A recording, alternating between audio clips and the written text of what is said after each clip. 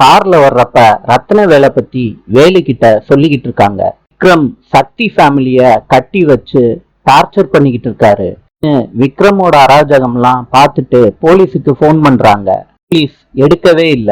அபிய விக்ரம் தூக்கி போடுறாரு. அப்ப வேலு அபிய பிடிக்கிறாரு. விக்ரம் கூட வேலு சண்டை போடுறாரு. வேலு விக்ரம மிரட்டி அனுப்பி வைக்கிறாரு. சொல்றாங்க, அம்மா வேலு ரவி கிட்ட இருந்து நம்மள காப்பாத்திருக்காரு.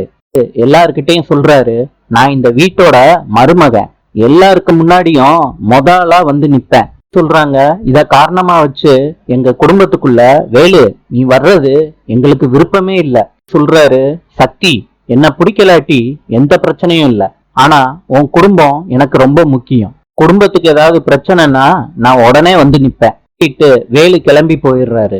ஏன்னு கோயிலுக்கு வந்து சாமியை கும்பிடுறாங்க. காதலிக்கிறவரு கோயிலுக்கு வெளியே நின்னுகிட்டு தேனையே பார்த்துக்கிட்டு இருக்காங்க.